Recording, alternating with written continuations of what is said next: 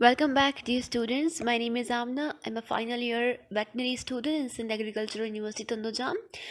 तो इस वीडियो के अंदर मैं वेटनरी जॉब्स के बारे में बात करूंगी जो कि FPSC Sindh public service commission की तरफ से आती हैं, जो कि गवर्नमेंट जॉब्स होती हैं। इसका इंतज़ार हम स्टूडेंट्स को बहुत ज़्यादा होता है। 5 ईयर कंप्लीट करने के बाद हम इंतज़ार करते हैं, मगर इस बार जिन्होंने अभी फाइनल ईयर कर लिया इनको इंतज़ार नहीं करना पड़ेगा। अभी ही FPSC की जो है हमारे पास कमीशन की टेस्ट अवेलेबल है, हम अप्लाई कर सकते हैं। तो पहले हमने क्या करना है, सिंपल एज दैट, SPSC की वेबसाइट के ऊपर हमने विज़िट करना है, इसको ओपन करना है। इसके बाद ओपन करने के बाद यहाँ पर हमें एडवर्टाइजमेंट्स आएंगी, डिफरेंट एडवर्टाइजमेंट्स आएंगी। आप यहाँ पे डाउनलोड के बटन के अंदर जाकर यहाँ पर, इसके अलावा यहाँ पे नीचे चालान फॉर्म दिया गया है, चालान की कॉपी करवा कर आप चालान भी पे कर सकते हो इजी तरीके से, राइट। चालान यहाँ पे आ जाएगा। इसकी डिफरेंट हमारे पास जॉब्स अवेलेबल है, लिटरेसी के अंदर, एजुकेशन के अंदर भी अवेलेबल है, एनर्जी के अंदर, डिफरेंट टाइप्स ऑफ जॉब्स इसकी अवेलेबल हैं। वो मैं आपको बताती हूँ, मगर अगर पहले तो देखना है आपने कौन से किसके अंदर अप्लाई करना है। यहाँ से चालान भी अपलोड हो जाएगा। इसके अलावा यहाँ पे अप्लाई ऑनलाइन का ऑप्शन आता है, ये वाला यहाँ पे जो दिया हुआ है साइड के अंदर, राइट हैंड साइड के ऊपर अप्लाई ऑनलाइन, यहाँ पे क्लिक करेंगे तो आपका जो फॉर्म है वो भी सबमिट हो जाएगा। ठीक है, बहुत सिंपल सा ये प्रोसेस है। ये विजिट करते रहना है आपने, सिंध पब्लिक सर्विस कमीशन की वेबसाइट को आपने विजिट करते रहना है। अच्छा, अब बात करते हैं हम वेटनरी स्टूडेंट्स के लिए कि उनकी कौन कौन सी जॉब्स अवेलेबल हैं।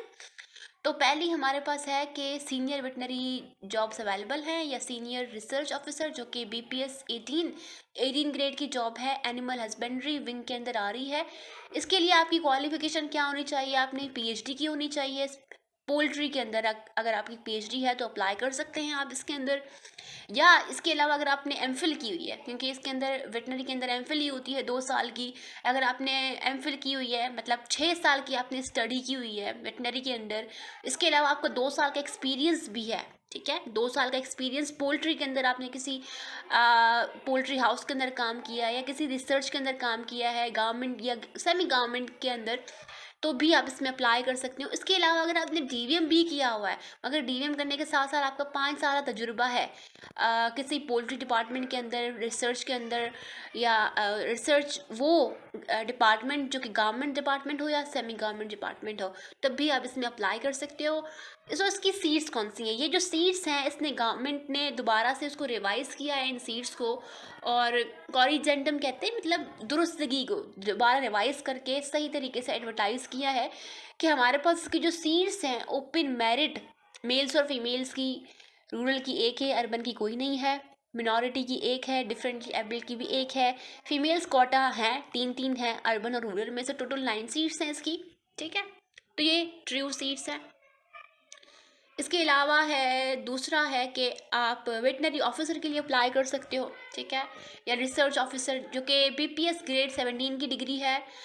इसके अंदर आपने या तो वेटनरी साइंस किया हो, DVM किया हो, ठीक है, या इसके अलावा आपका इसके अंदर सेकंड डिवीज़न हो, CGPA सेकंड डिवीज़न के अंदर हो, किसी भी हैक रिकग्नाइज यूनिवर्सिटी से आपने ये किया हो, तब भी आप इसमें अप्लाई कर सकते हो। इसकी जो सीट्स हैं यहाँ पे अवेलेबल हैं। ठीक है, या हियर इट इज़।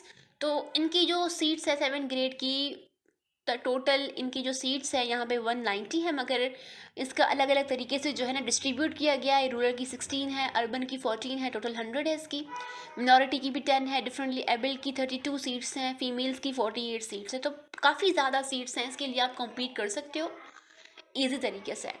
इसके बाद है सीनियर वेटनरी ऑफिसर की, जिसके अंदर PhD चाहिए, ठीक है, या MPhil 2 साल की एक्सपीरियंस के साथ चाहिए। अच्छा, ये डिपार्टमेंट पोल्ट्री के साथ है, तो पोल्ट्री के अंदर आपकी स्पेशलाइजेशन होनी चाहिए। PhD भी पोल्ट्री के अंदर होनी चाहिए, MPhil भी पोल्ट्री के अंदर होनी चाहिए। इसके बाद जो है आपका जो एक्सपीरियंस है वो भी पोल्ट्री के अंदर, किसी भी पोल्ट्री विंग या रिसर्च के अंदर होना चाहिए। DVM है तो DVM के साथ साथ आपका 5 साल एक्सपीरियंस होना चाहिए किसी भी रिसर्च डिपार्टमेंट के अंदर।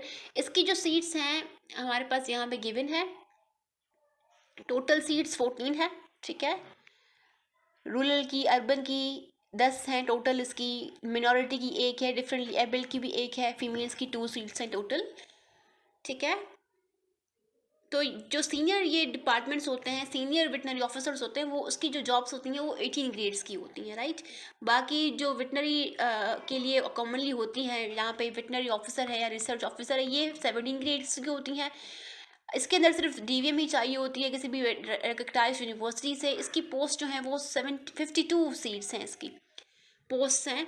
बाकी करेक्ट डिस्ट्रीब्यूशन यहाँ से हमें मिल जाएगी। 52 सीट्स हैं, रूरल के लिए 21 है, अर्बन के लिए 14 है, टोटल 35 है, मिनॉरिटी के लिए 3 है, डिफरेंट एबल्ड के लिए जो है हमारे पास 4 है, फीमेल्स कोटा 10 है।